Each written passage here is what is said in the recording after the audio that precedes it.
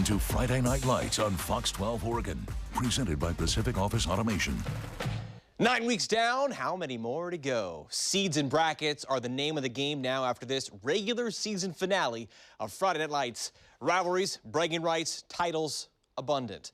Fox 12 FNL kicks off at Hillsborough Stadium, where the Mount Hood Conference crown was to be claimed between Clackamas and Central Catholic, and the game broadcast live on ESPNU. Perhaps a precursor to the two we'll see playing for the state title in that same place just over a month. Both the Cavs and Rams were 9-0 coming in, featuring the highest scoring offenses and the lowest points allowed in the state. Second quarter, Rams had a 7-0 lead, but Blake Baker for Clack Attack has got an arm, and Blake Baker has got a man down there. KJ Johnson Gibson grabbing on it for 1 for 43 yards, down to the 11. From there, well, here comes Brody the Bruiser.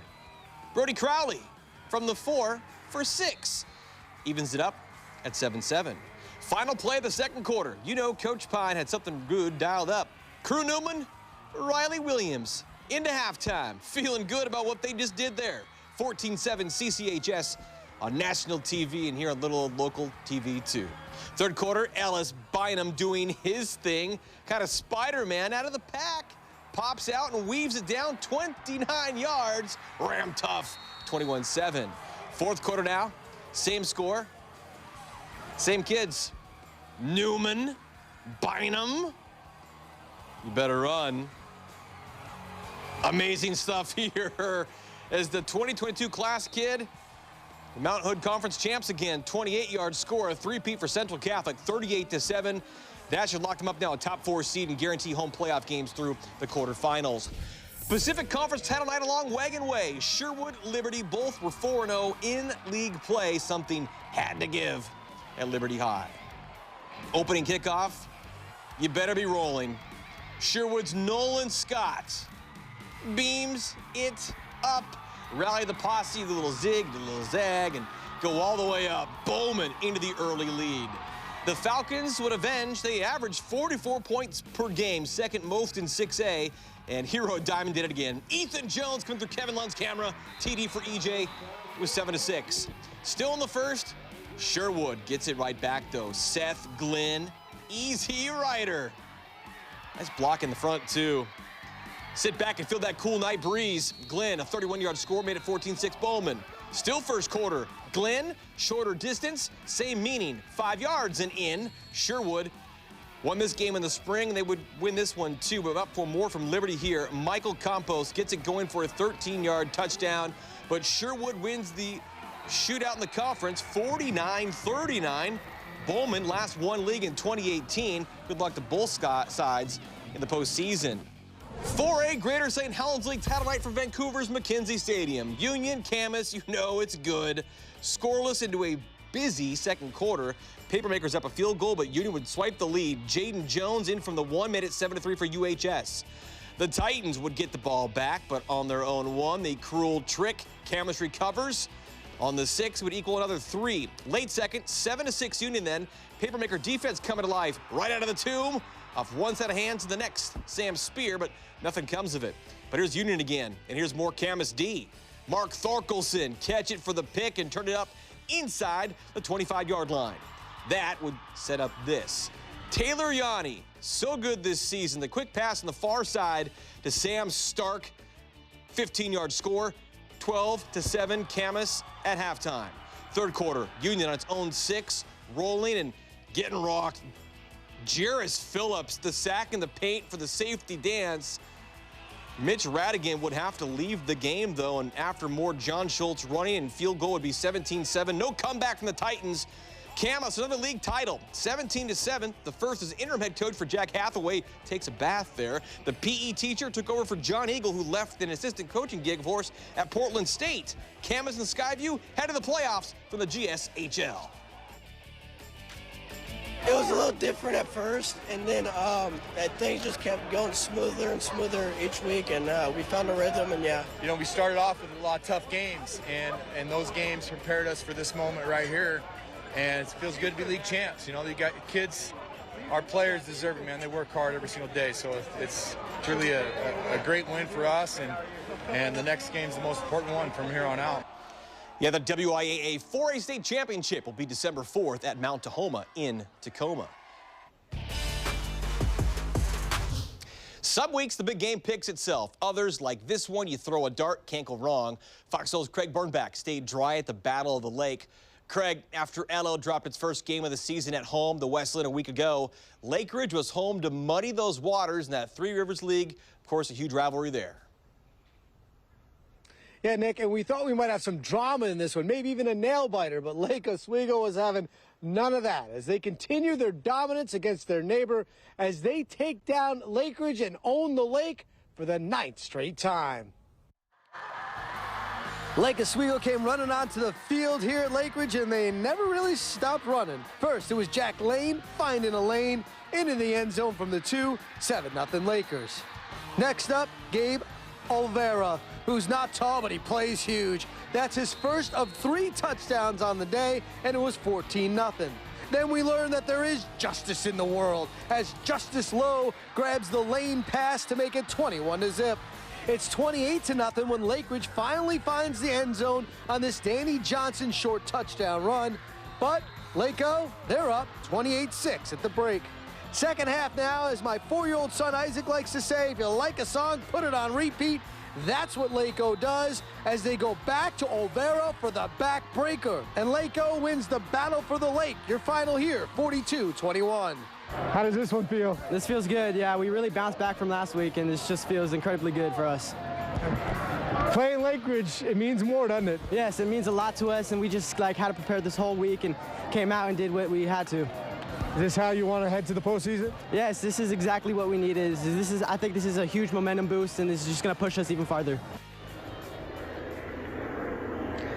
All right, Lake Ridge hasn't beaten Lake Oswego now since 2013, and the Lakers now head to the playoffs with a rivalry victory and plenty of confidence. Live from Lake Ridge High School, I'm Craig Burnback, Friday Night Lights. And Fox Soul's Connor McCarthy live at the Marshall campus where they can light up the night for 2 of the best in PPS. Grant and Jefferson in that crosstown clash. The Democrats out to play spoiler Connor on the Generals with their unblemished PIL record. What a night out there.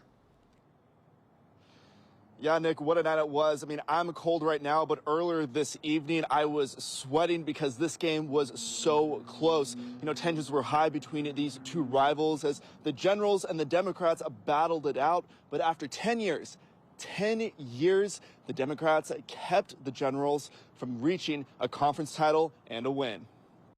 Senior night at the Marshall campus for the Generals, and the players stormed the field ready to defend their polished conference record.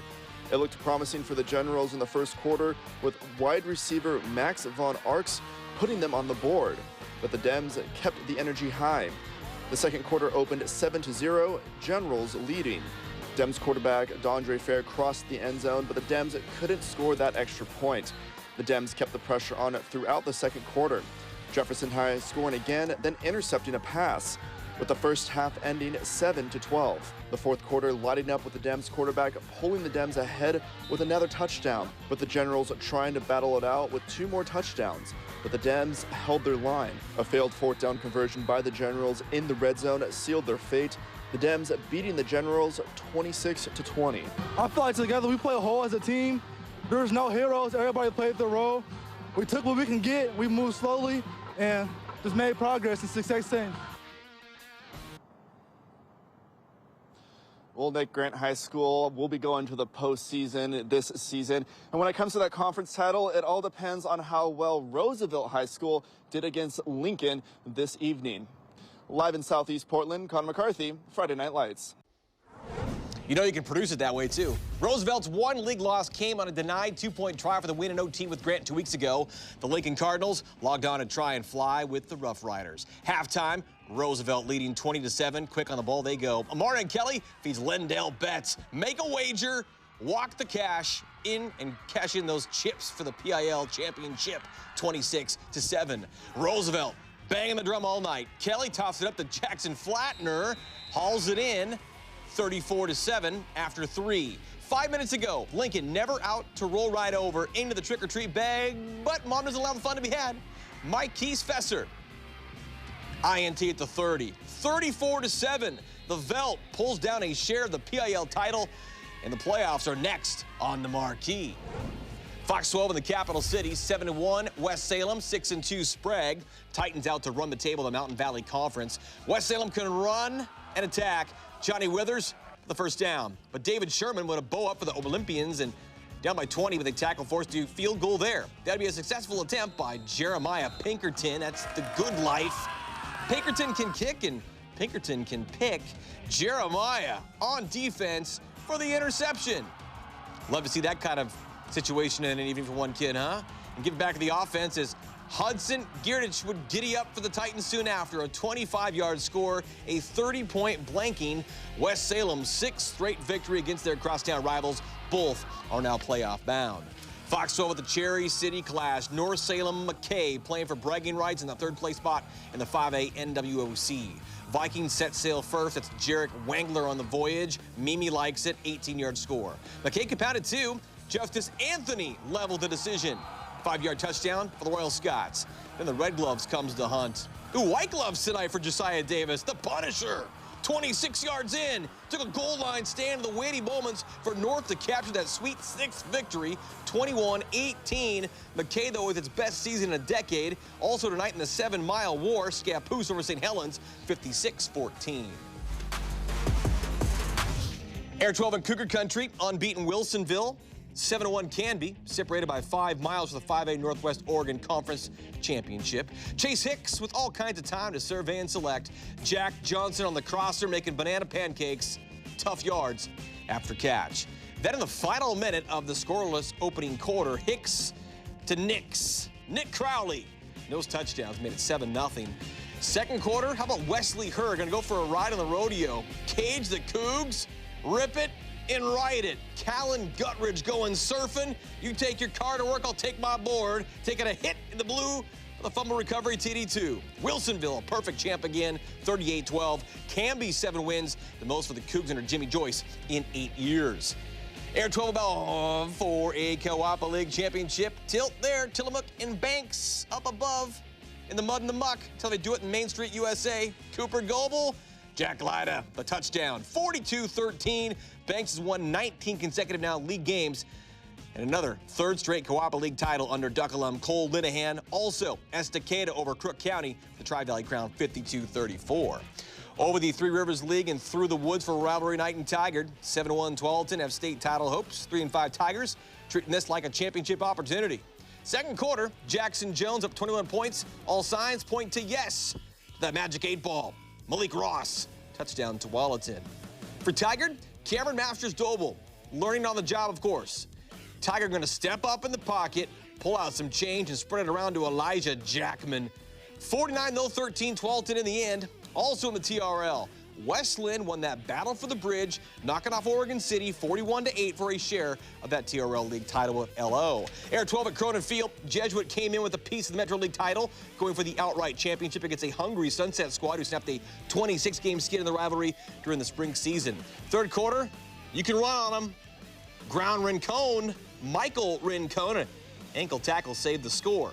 Jesuit wouldn't score on that drive, but they would on the next drive, though. Striking it rich, Jacob Hutchinson, Spencer McKelligon, take me away. 42-0, victory number 333 for Jesuits head coach Ken Potter, the 2nd most ever in the state. Dewey Sullivan of Dayton, 19 away now, which means Potter needs to stick around for at least 3 more seasons. Okay, Ken? Westview's 1 loss in the season came to the Crusaders. Wildcats lighting it up in the Beaver Dam. They were up 35-0 third quarter. Ryan Atkinson's boys take that ball away. Johnny Collier on the spot. Rock for the kids from Rock Creek. Darius Clemens will one day call Oregon, Auburn, or Penn State home for college. This is why. Over the shoulder, classic concentration, perfect pass from Sam Levitt. No block, no rock, right? Look at DC earn it here. Make a way for Drew Bennett to coast on it. Of course, Drew scored below Air 12. 42-point shutout. Clemens, one of those special talents who will always remember Thursday in the Westview gym. I think it's more of a dream than a goal. Thursday was a dream delivered to reality for Westview High senior Darius Clemens. With all the hard work and stuff, like this is the kind of stuff that comes with it. So I think it kind of just goes to show like hard work, you can accomplish your dreams. At 6'3", 205, Big Clem is a load for anyone who wants to match up on the line or in space. The four-star Wildcat recruit has been selected to play in the All-American Bowl January 8th in San Antonio, Texas on live national TV. That's the first time ever playing in an indoor stadium, so that'll be pretty cool. It's in the Alamo Dome. That's what I'm super excited about, and just playing with all the best players in the country. That'll be really cool, then go off to college after that. Picking up offers from Division I powerhouses like Alabama and Notre Dame, the top-ranked prospect in the Beaver State for the class of 2022 has a scholarship list whittled down to 3: Penn State, Auburn, and the Ducks. And Darius has been raised the right way. Be someone people love being around and just have a positive influence on everybody I come into contact with. After playing his junior season last fall with some fellow Westview teammates in Utah during the OSAA COVID shutdown, Clemens is now chasing down that 6A crown with his hometown Cats and the beloved Rock Creek community that's always ready to rally around the family. I actually didn't think that many people would show up, so I was kind of caught off guard, but it was super cool with all the support. It means a lot. Darius will be joined on the West squad with Union High's Tobias Merriweather, a star wideout from Vancouver who has committed to Notre Dame, and Jefferson High's Trajan Williams, as the safety from the Democrats will be a Duck. Still to come, Dad was a running legend in the late 1970s. Now the oldest son doing his thing for the Tualatin Timberwolves. Our high school spotlight goes the distance with Caleb Lakeman. Plus more from this title night and rivalry evening. Craig checks back in again from the Battle of the Lake, and Connor from that crosstown clash as well. And can you believe it? It's the eve of Halloween Eve. Week 9, Fox 12's Friday Night Lights serves up more tricks than treats in your bag after this. You're watching Friday Night Lights on Fox 12 Oregon, presented by Pacific Office Automation. Welcome back to Friday Night Lights on Fox 12 Oregon, presented by Pacific Office Automation.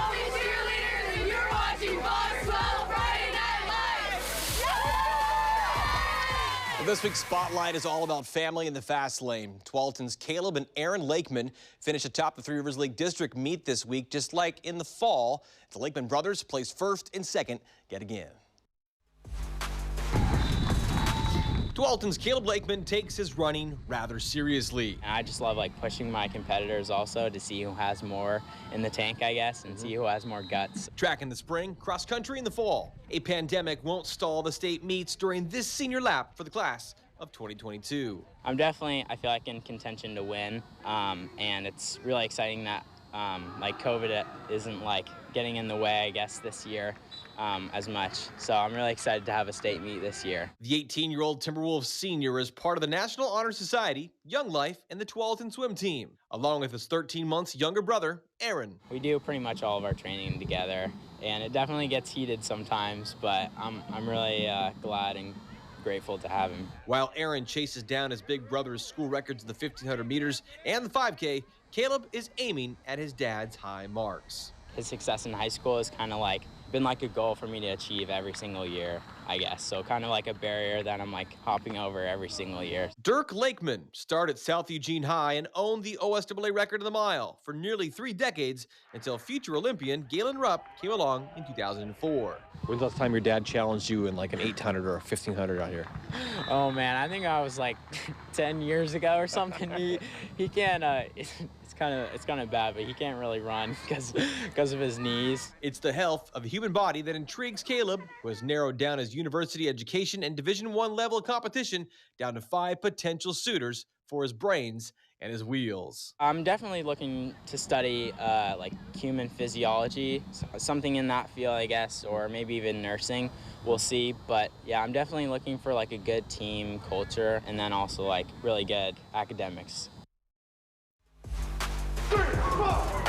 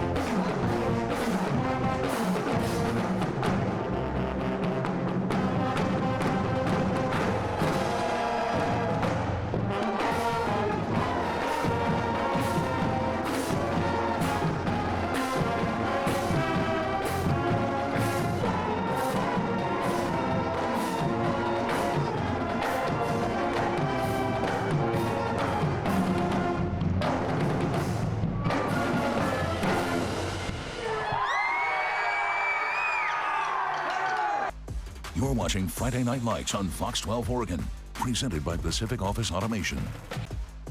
Welcome back to Friday Night Lights on Fox 12 Oregon, presented by Pacific Office Automation.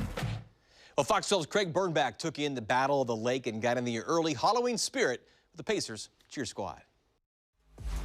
All right, Nick, we're back here at Lake Ridge High School, the battle for the lake. It's time for Cheer of the Night. I'm joined now by Mia. Mia, what year are you? Hi, I'm a senior. All right. What do you love about being a cheerleader? I just love being able to pump up the crowd and kind of showcase school spirit and do it with all my friends. What about this game in particular gets you hyped up? Oh, this is the best game of the year by far. It's Battle of the Lake, so we're going against Lake Oswego, so it's super exciting. And what do you love about your teammates? I just love how supportive they are, and it's just overall such a good time. All right, enough talk. It's now time for Lake Ridge to get loud and proud. Take it away. Hi, my name is Avery Johnston. I go to Lake Ridge High School, and this is one of our favorite chants. Let's get a little bit rowdy.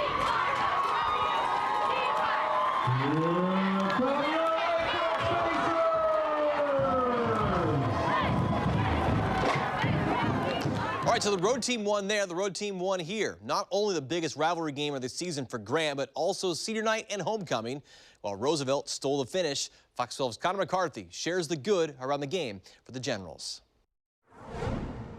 Well, Nick, throughout this regular football season, we've shown you student sections across the Portland area cheering on their school. But here at Grant High School, there were 3 reasons to be excited. It's senior night, homecoming, and also a successful football season. Homecoming, senior night, the last night of regular season high school football. But through all the celebration, it was the night for the seniors, for both the football team and the cheerleaders. For some, like senior cheerleader Cooper McCombs, senior night is bittersweet. I'm a little bummed that I'm not going to be able to do it going forward anymore, but I'm excited that I finally get to be part of senior night. Well, Nick, that's a wrap on the first regular season since the start of the pandemic. Now, next year, a new group of seniors will take the field and make their school proud under those Friday night lights. In Southeast Portland, Connor McCarthy, Friday Night Lights. Yeah, but for now, Grant and Roosevelt and Jefferson, for that matter, looking at the playoffs as well. We will be here through the run, through the playoffs towards state. You can always tune in whenever it fits your schedule on KPTV.com and the Fox 12 YouTube channel. Like, subscribe, share. We will see you next time for Week 10 of Friday Night Lights. Thanks for watching Friday Night Lights on Fox 12 Oregon, presented by